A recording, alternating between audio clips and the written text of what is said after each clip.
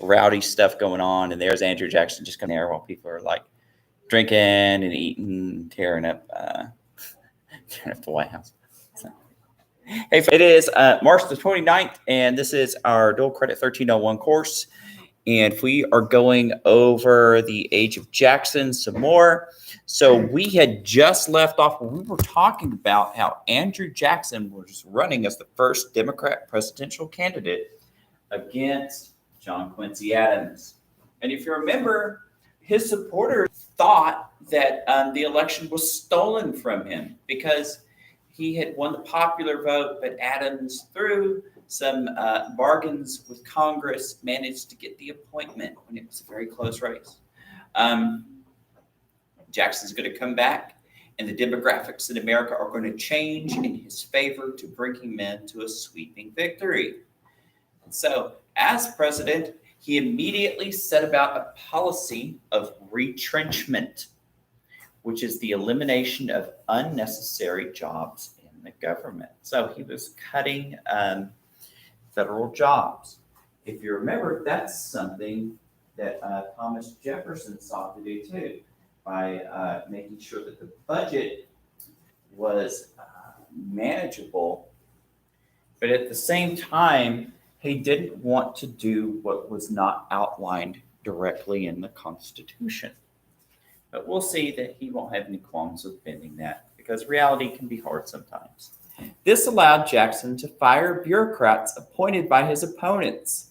So those pesky Federalists who were doing government jobs that were on the side of his opponent, John Quincy Adams, he fired him. So no more problem. And this would also, of course, cut federal costs.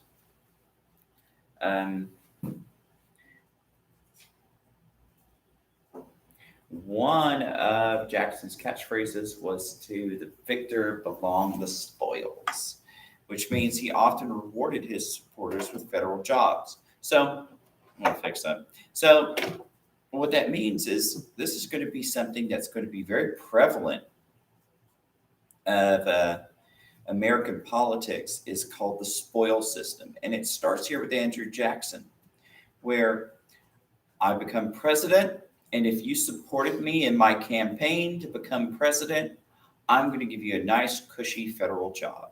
Yes. And, this is going to last for some time. And this still happens to some extent because presidents are able to do certain appointments as far as cabinet positions and within bureaucracies. So that still goes on a bit. But ideally, we're supposed to be a meritocracy. The most capable person, who is what we might deem the most moral as well, is supposed to get the job, right? Because it's for the good of all. But it doesn't always work that way. Oh, yes, the most capable person. The one that falls downstairs. Jackson placed loyalty above all this. Yeah. You okay? Are you saying something?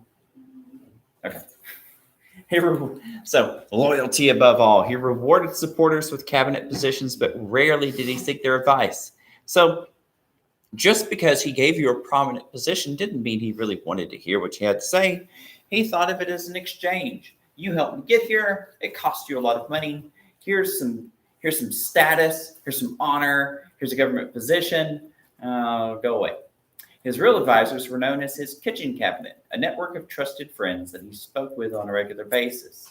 They'd play cards together, get pretty drunk, and he would take their advice. So you can think of it kind of like the poker table, essentially kind of giving advice on what to do.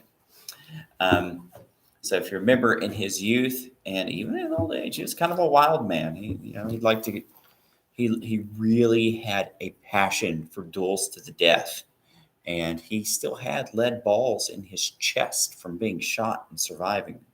In fact, he's going to have basically like an on and again, off again case of pneumonia because of a bullet in his lung they weren't able to get out. And they're going to think that some of his degenerating health later on is going to be a sign of lead poisoning because, that's not good for you. Yeah, because lead poisoning can cause nervous damage to your nervous system and stuff like that. Neurological problems over time. It's It's especially devastating to small children while they're developing. It can be very deadly and lead to retardation and stuff like that. So, no bueno, don't do it. Don't give your kid lead cups. Who would do that? Well, back there used to be a time they didn't quite understand how deadly it was, and so a lot of piping and stuff like that for drinking water was made of lead. And a lot of things like you ever heard like Mad Hatter? Well, they used lead and mercury to help make hats hold their shape and the way they would treat the leather, and so that would lead to like if you're a hatter, you're eventually going to go crazy. It's just something that happened. No one knew why. All right, so King Andrew. Jackson believed that the executive was the supreme branch of the government. This is because the president was the only office that was voted for by all the people. So, Congress is broken up by its districts. The Senate, well, those guys were appointed by the state governments. But the president, everyone had a chance to go to the ballot box and put down a name and vote on the president. Such assertions led his opponents to call him King Andrew. During his presidency, he wished to bring reform in these four following areas: the nation's bank and financial system. Well, he wants to get rid of that national bank. Remember, he's a guy who kind of aligns himself more with Thomas Jefferson, though he's a lot more aggressive. Internal improvements and public land policy. Indian affairs. Collection of revenue and enforcement of federal law. Now, we're going to see that Andrew Jackson, though in some ways he didn't want to do things he saw outside of the Constitution, he is going to see his position as the president and the federal government as having the final say over state manners.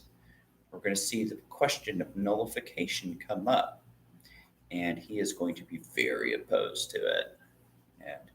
And some historians say that he actually prevented the Civil War from happening earlier than it was going to happen. So who knows? But I mean, it's not like he stopped it if that's true. Maybe it would have had less bloodshed if it would have happened. Possibly.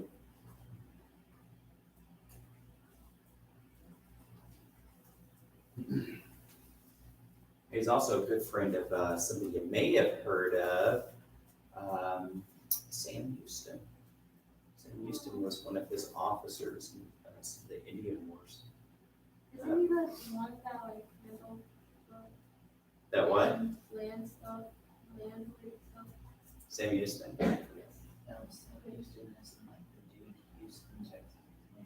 Yeah, like the first president of Texas, then the first governor of Texas. The guy who was kind of like George Washington, Texas. He led the Texas Revolutionary Forces, and just by chance, found Santa Anna's troops all sleeping and won the battle.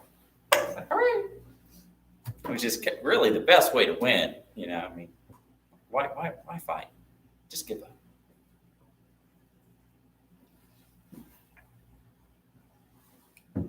Wait. Okay. I can always go back.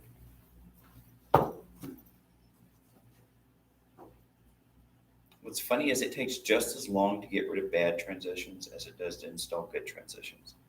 Go in box by box. Okay.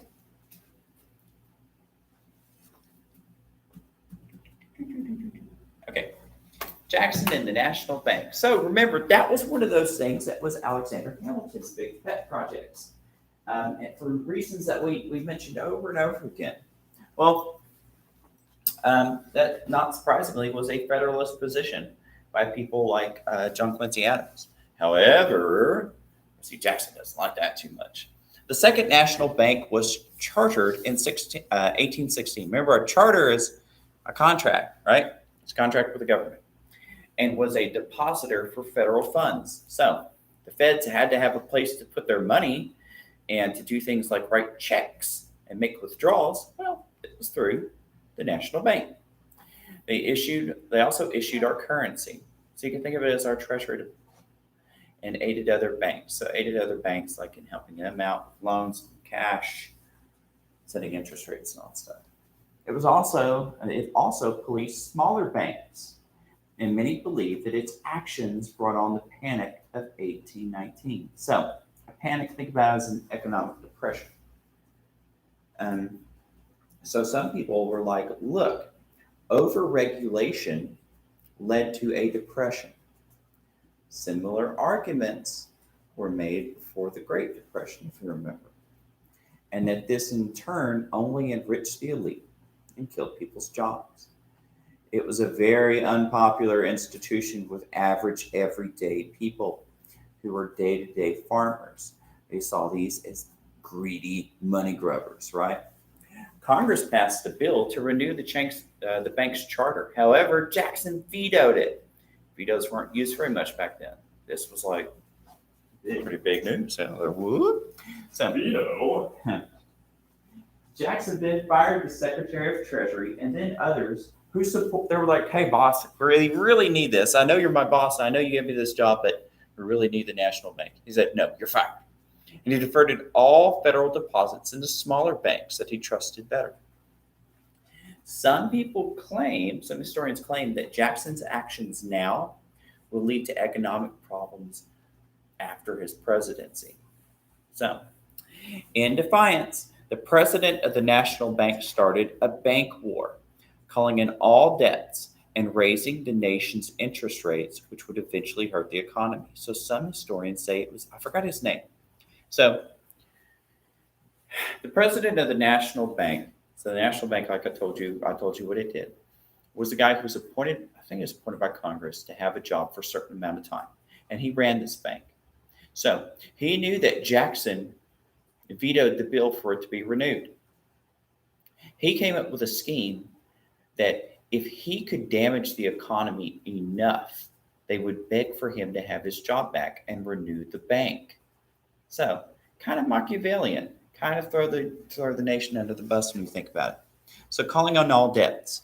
So if you owed this bank money, you better give them the money now or they're going to repossess your land or whatever you have as collateral. We love repossession. Not nice.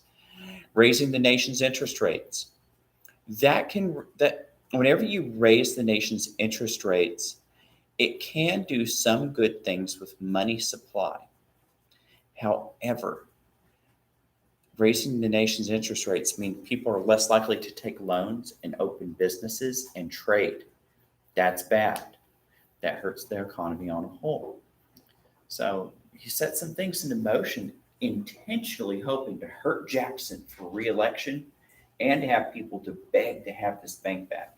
So you see somebody using politics to hurt the nation for their own gain. So not too nice. Not too nice. And it will happen again. And it will continue to happen. Well, the natural cynic within me says that's probably more common than not. But I believe so too. you ready? Okay. No. Are you ready, kids? All right. Yeah. So he's like president of the common man. If there's one thing he wants to have people go out and live the American dream as it was back then. Get your family, get your covered wagon, go find a plot of land, start your little farm. Heck yeah. Land's out west. When it came to infrastructural spending, Jackson vetoed spending on roads that aided his opponents, but he aided the regions that supported him. So he didn't make any qualms about it. If I don't like you, you don't get a slice of that pie. But if I do like you, I'll make sure that things like roads, remember we always saw the president of national roads being built and canals. Well, he said, we're only going to help out those things if you help out me. Not on of his goals, but one of his goals was to make public lands out west more accessible to ordinary Americans. We still had all this land from Louisiana Purchase. Well, he wanted to see that people could get it. He didn't think it was right for the feds to hold on to it. He abandoned his predecessor's notion that land should be sold for a profit. So they saw this as an alternative to direct taxation. If you're buying parts of the Louisiana Purchase from the feds, we're going to use some of that money to run the federal government. Bless you. He thought that it should go simply for the cost of surveying the plot and handling the paperwork, which was a lot cheaper. So we have teams of federal employees who go out, survey plots of land, they process the paperwork for you, and all you do is pay for their time. So a lot cheaper. Opponents feared this would upset the political balance that kept America together. And why? Well, the people who were happy about moving out here would support his party because they'd be so grateful for like this opportunity and this cheap land. But also, people who were moving out were already catching wind of one of the get-rich-quick schemes of the day was slave-based labor. And so we're definitely going to see that a whole lot. And remember, the balance that is developing is slave state versus free state. And it is slavery, but it's also not slavery because the people who supported slavery were also more in line with states' rights and other things. You see that today. You see political parties today in America are like that now. You have party platforms, and really, you could probably rearrange some of those things between one and the other for the average voter, but the party line's pretty much one way or the other. Well, it was like that back then too. So, of course, there's logical reasons why they're set the way they are. There really are. There's logical reasons why the Republicans tend to side on one way, and there's logical reasons why Democrats align another way. At least when you look at both parties on paper as far as their platforms go. So, you got all those poor third parties. Can't even get their foot in the door.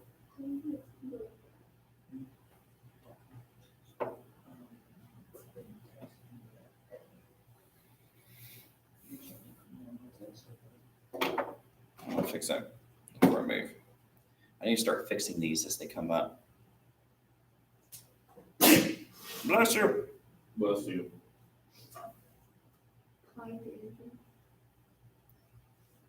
Bless you, kind sir.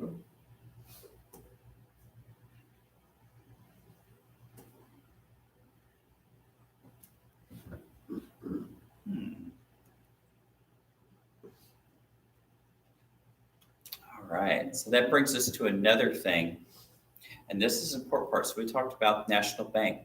We talked about the movement out west. But guess what? There's still a lot of people who were there, weren't counted technically as Americans, as we'll see according to the courts. And it's going to be a really long time. If you remember last year, like we were talking about, that's one of the things that Calvin Coolidge did. He's like, hey, guess what? Indians can be Americans too. And they're like, oh, cool, thanks. So it's going to take a while to get there. Jackson and the Native Americans. At the end of the War of 1812, the Cherokees, Choctaws, Seminoles, Creeks, and Chickasaws were known as the 5 civilized tribes. A lot of it had to do with they were for the most part, because they lived alongside colonists and the settlers over the years, and they adopted and traded a lot of the ways, especially the Cherokees did, of the Americans. These tribes occupied large swaths of land in Georgia, North and South Carolina, Alabama, Mississippi, and Tennessee. Though many of these Indians embraced Jefferson's vision of acculturation. So what that means is like Thomas Jefferson was a huge believer in what he saw as the nobility of Native Americans. He really thought, from his personal experiences, like meeting and discussing with Indians, that they could learn Western ways, manners, dress, customs, and basically live like the rest of America. But for some reason, he didn't quite think that about people of African descent. He was always worried about that because of the issue. He thought that the issue of slavery would be so hard on people from Africa that they would never want to be part of the system. So many Anglos saw them as a nuisance, however. They weren't necessarily agreeing with Jefferson on that matter, and they wanted these people's lands. They saw them essentially as in the way, not as neighbors. Gradually, many of these tribes lost their lands to the federal government in exchange for money. And, like the whole story. Like a lot of times they get bogus treaties. Or we'll see with the Cherokee, you'll have federal agents meet with people who weren't even charged of any tribe, but they're going to sell away the Cherokee lands. So, won't be the only time something like that happens. So, there's a lot of times, a lot of these tribes throughout American history, they weren't necessarily centrally ruled by one chieftain or something like that.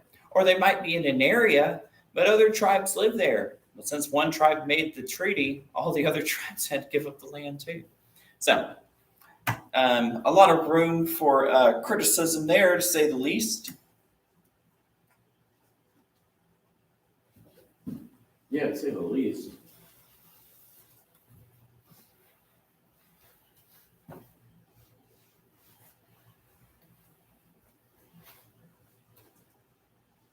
What's funny though, is it's one of those things that I think, like if we were talking about if we were reading and discussing about people losing their land 2,000 years ago, we would have said, well, that's just how it was. But that's one of the things about that we expect from a more modern Western nation, with values from the Renaissance and from the Enlightenment, from Judeo-Christian values. We kind of place this moral overture where we're, hey, you're not supposed to trick people like that, But I think if we were talking about the ancient Assyrians, we would be like, well, yeah, that's just what they did. So it's one of those things. I think perspective comes into play. All right, so Native Americans continue. Jackson pressed for the removal of these tribes to the west of the Mississippi River for their own protection, as he put it. He was actually friends with with many of these people in the past, where he fought alongside them in some of the Indian wars. But he didn't necessarily love them. In 1830, Congress passed the Indian Removal Act, which authorized the cash to purchase all of the civilized tribes' lands, those 5 tribes talked about, and to pay for their resettlement to the west. But they didn't get to pick where in the west. And as we're going to see, the land that they're going to be, quote, given is going to be what kind of a lot of people didn't think was a very good land at the time. Parts of like Oklahoma and north of that very mountainous, dry areas, not deemed to be very good for agriculture and stuff. In Georgia, the state legislature annulled the Cherokee Constitution and ordered all of their lands to be seized and prohibited Christian missionaries from helping them without a license. So, that's kind of scummy. the state government of Georgia, what's going to happen is that you have these Cherokee tribes, and they own a lot of land in like Georgia, North Carolina and stuff. But in Georgia, they're going to discover on Cherokee land gold. And people are going to be like, whoa, wait. That was all cute and all, but there's gold down there. We got to do something about getting that land. And so the state government is going to be like, well, of course we will pass a law to kick them off their land. There's gold. And so the thing is about the Cherokee is like many of them had adopted the English language. They wore Western attire, like pants and hats, shirts and stuff like that. They adopted a lot of the trades that people were doing at the time and the agriculture methods. They even wrote a constitution that mirrored the U.S. Constitution. And so missionaries found this easy ground for them to come and discuss with people and, spread their faith and stuff like that. But they also saw it as their mission to defend these people from, being pillaged in this way. So this is going to lead to 2 major lawsuits. The Cherokee Nation versus Georgia, where they're going to come up and be like, hey, we think this law is unconstitutional, Supreme Court, do something. And then that's going to have another case that's going to come up called Worcester versus Georgia. First one's not going to work. The second one should have worked. The feds are going to ignore it through nullification. So you're going to see that the only thing that gives the Supreme Court power is we listen to it. They have no military or police force. They have no way of enforcing this stuff. The only way it has power is because the other branches listen. And here we're going to see an example where the other branches aren't going to listen. So it's kind of funny. I guess when you think about it, that's kind of how all things legal law work. As if nobody listens, it doesn't work. But law is simply an agreement we all make with one another. Let's see. Hey, wait, where's the rest of it? Oh no! I hit a boo-boo. I hit the end of it, but that's not the end of it. President orders the army to kill everybody. Yeah, hopefully they would well, does not compute. That's one of my big fears of making a super AI kind of military. As to be like, I'll just tell it to do what to do. You know what my fear is? Being afraid. Facts. Me too. And what'd you It's say? like, there's like some sort of natural disaster going on, like a tornado, earthquake, or whatever. And Fun. like I'm trying to move, but I can't. I'm sorry because my feet are falling asleep. That's a common nightmare motif. The danger's coming and you can't get away from it. Yeah, everyone has those. It's related to anxiety. If you're having a really anxious time in your life. Daggone, where's the rest of this PowerPoint? I'm sorry.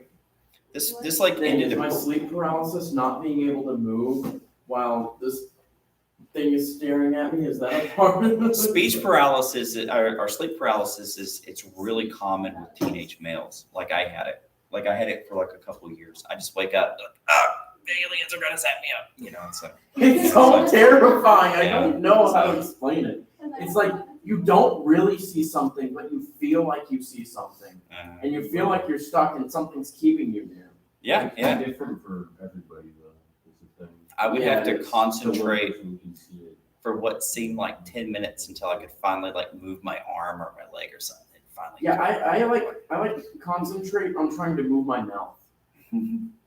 Because a lot of times I'm like terrified because I think there's something there because I just had a dream or something, and my like subconscious is like, hey, there's something. It's not scary movies. Scary movies It's are the best. Yeah, it's something to do with there is a part of your brain for your own safety that tells your body don't move when I'm sleeping.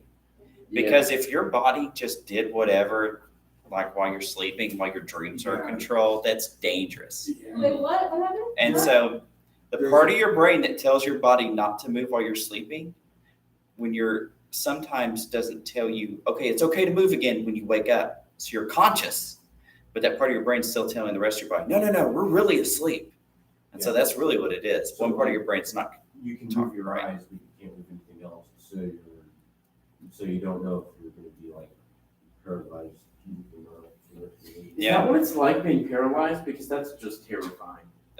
Probably. Yeah, your occipital nerve or your optical nerves or whatever goes to a completely different part of your brain too, from like your sleep center and your motor skills. So that's why you're like, yeah. But don't worry, it doesn't happen to everybody. And it's not deadly or anything like that. It's just one of those things. Hey, I found the rest of it. Hooray, yes, we can finish it. All right, so this leads us to the first Supreme Court case I was discussing, the Cherokee Nation versus Georgia. And so the Cherokee Nation was like, hey, Georgia just took our land. They can't do that. Well, and they claimed that these were illegal actions. They're like, the state can't do that. The Supreme Court refused to hear the case. Why? They said, you are not Americans, and non-Americans and a foreign nation cannot seek a ruling in our court. And that will change later. But they're going to say, sorry, this is the American Supreme Court, not the Cherokee Supreme Court. And so they're like, oh, darn. But that's okay. some missionaries are going to help out who are American citizens. Let's go, That missionary. brings us to Worcester versus Georgia. Two mercenaries, Samuel Worcester and Eleazar Butler, argued that Georgia had no right to arrest them because they were there with a Cherokee tribe, and they were deemed as trespassers on Georgia land, and they were arrested. And they said, no, you can't do that. So the court ruled that Georgia had no right to rule Cherokee territory. And this meant that Georgia could not pass laws regarding Cherokee land, which means they couldn't take it. But, spoiler alert, the feds are going to make sure that that's going to boo-boo. Boo-boo. So the problem here is this is something that's going to happen. This is something that's going to happen later on. It's going to be traumatic when we talk about the emancipation movement or abolitionist movement. Is the Supreme Court's going to come by and say, no, we are not going to have a discussion about this. And if you tell people on a hot political issue, you will never hear from the law again. There is no legal way for you to do anything about it. We're going to be like, fine, forget the law. I'll do it my own way. Well, for these poor Cherokee, a lot of Indians are going to look at this and they're like, whoa, the Supreme Court said that you don't count. So it goes to show we can't go to the government. We can't trust them. They told us we don't count. So it's really dangerous to back people into a corner.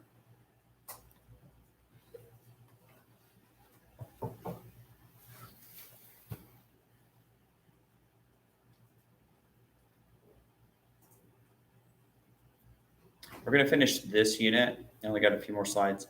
And then we're going to finish the next unit, westward expansion, which has to do with like the acquisition of Texas and stuff like that. And then we're going to have our next test.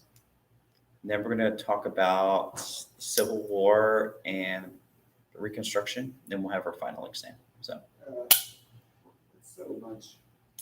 it's okay. Yeah, they're so smart.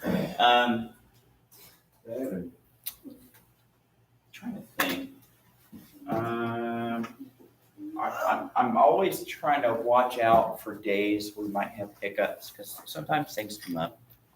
But I think the plan is now, and it could change, that half day Friday we're going to have is going to be like a field day or a fun run day or something. This Friday? No. We're having a fun run? Yeah, we're going to have a fun run. Wait, Wait. the high It's school? from a different company. Yeah. So we're going to have a fun run, and I think we're going to have a field day at some point. But I don't know the dates and stuff for this. Yeah, they're planning it. But whoever plans these things don't tell me until like the day before, and then I'm like, oh. So I just barely overheard this by accident. So Carter was saying that we were gonna have one, but they didn't have a set date yet. yeah, that's true. We don't have a set day yet. It should be sometime in March or May, where I don't have to worry about either of my goals. I know. Yeah, May would be great for everything except for EOCs. Hey, Joseph, no touch. All right. Hey, all right. So let's go ahead and let's see. Hypervillage. Yeah. So you're just like Batman. All right. The Treaty of New Echota, 1835. Ah, man. Remember the Cherokee? They're like the tribe we're looking at. But this is going to happen to all the tribes except for basically the Seminoles, who are going to be so good at hiding in the swamps of like Florida and doing guerrilla fighting. The feds are just going to give up. They're just, no, we can't do it. Just go stay there and eat alligators. Leave us alone. All right. So, Wait, what? Eat alligators, leave us alone. Eat alligator? yeah. That's what they did. And they did okay with that. Even though the court ruled in the Cherokees' favor, well, because thanks to the missionaries, President Jackson refused to protect them from Georgian officials. Nullification. Supreme Court said this. The Fed said, we don't care, Georgia, go right ahead. And urged them to relocate west of the Mississippi River. The many Cherokee, under the leadership of John Ross, continued to fight through the courts. A group of dissenters emerged who were not the leaders. A small faction of the Cherokee decided to sign this Treaty of New Echota with the federal government. They sold the last 8 million acres of Cherokee land for $5 million. Million. That is. Million. That's back then money. So they made off like bandits while many of their relatives were going to see are going to see $5 million. Yeah, million. So, yeah, so sad. And this is where we're going to end today. When we come back on Wednesday, we'll talk about the Trail of Tears, and then we're going to talk about some of the things that have to do with westward expansion, and we're going to step back for a moment and look at some of the states that are going to be incorporated in that we skipped over, and we're also going to talk a little bit about the Northwest ordinances, which is still stepping back further. And then from there, of course, we'll move on, like I said. So talk a bit about the Texas Revolution in the upcoming weeks, which is going to be one of the main events that's going to do two things. It's going to help accelerate into the Mexican-American War and the Civil War. So Texas is going to greatly expand America, but it's one of those things that's going to help cause a domino effect. Of course, many historians say the Civil War was, if you look at the playground, it was a hard thing to avoid. You're going to run into those monkey bars. I enjoy the monkey bars. As long as you don't lose your teeth on them. Hey, folks, that's going to end the lecture for today and all that good stuff. So, see ya. I still can't